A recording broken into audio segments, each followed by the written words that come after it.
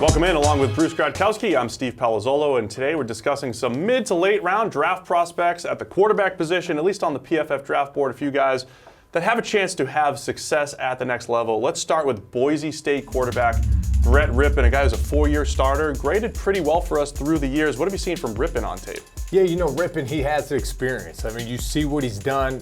Player of the year his freshman year, and he continued to get better. The thing I like about him, he brings that experience. He knows how to play in football games, has the pressure.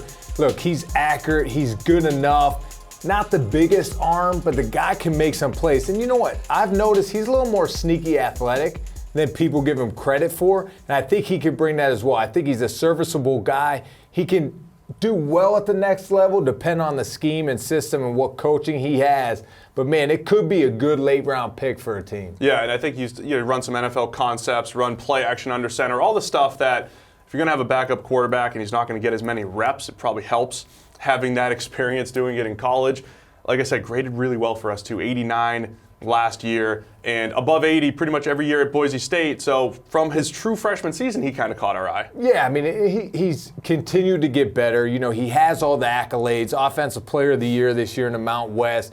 And what I'd like to say about him, though, is the negatives I see, though, a little more of a wind-up delivery I see at some points, not as compact, and with not the arm strength to back it up, that could make it tough at the next level as those windows shrink. So you're trying to bank on him, maybe tightening up a little bit, focus on the accuracy and decision-making, and he ends up a pretty good backup. Yeah, for sure. And if he can work his footwork in with the timing and rhythm of routes and just know how to anticipate, you could get by with, okay arm strength, as I found a way to cheat the system for 11 years. So you can relate to these mid-round guys. That's perfect here. So the next guy we'll discuss, Gardner Minshew from Washington State.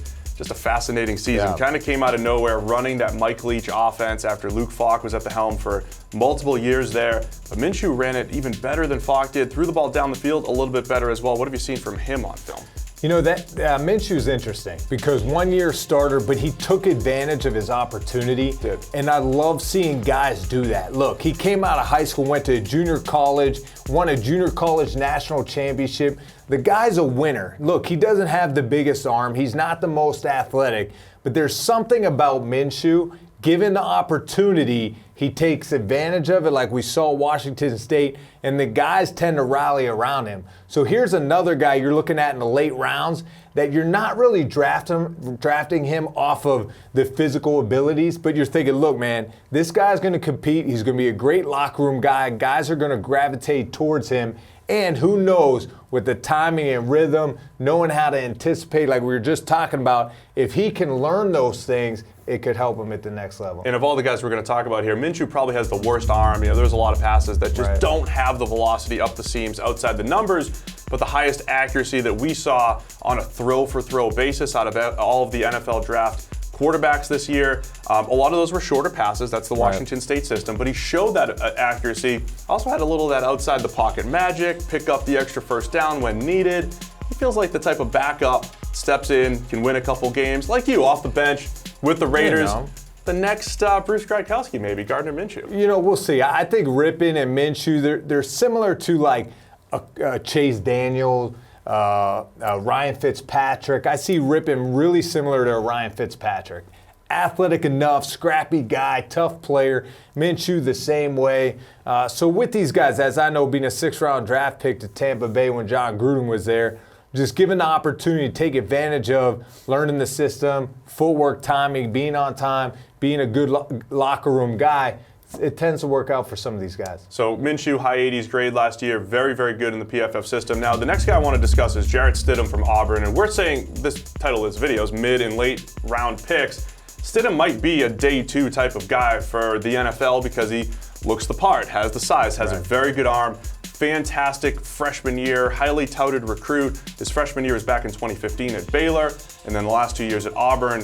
My question marks, the production at Auburn just wasn't there. 71.5 grade in 2017 and a 62 grade last year. So he's kind of gotten worse in our system. but just pure thrower of the ball. All that fun stuff. That he looks good, right? He looks good in person. I was going to say that coaches, general managers, they fall in love with. Right. They love guys in shorts and T-shirts that could throw the football. Well, look, it doesn't happen in the NFL. You either have it or you don't. You put on film or you don't. And with Stidham, the thing I look at, he tends to be late on throws. Go balls downfield, post downfield. He wants to see his guys get open.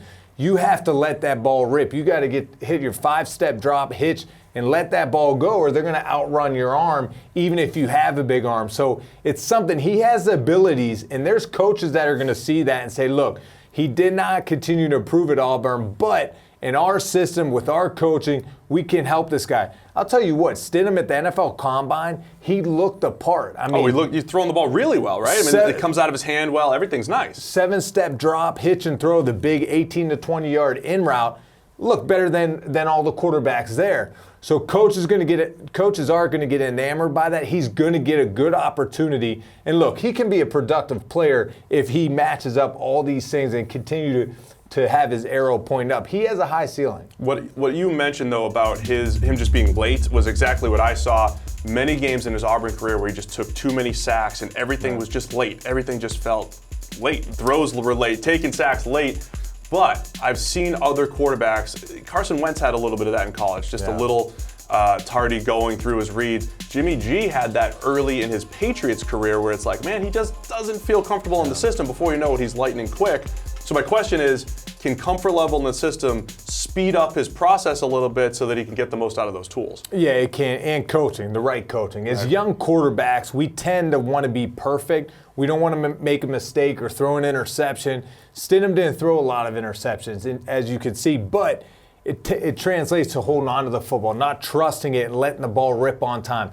Stuff's going to happen. You're going to throw interceptions. It's going to fall incomplete, but you have to learn to throw with rhythm and timing. Takes pressure off the offensive line, helps your receivers out, getting the ball out of the break. So Stidham has an opportunity if he could match all these things together. All right, so there you have it. We have all three of these guys, Brett Rypien, Gardner Minshew, and Jarrett Stidham, as day 3 developmental type of quarterback prospects. For more breakdowns on all of these guys, be sure to get to ProFootballFocus.com, grab your PFF Edge and Elite package.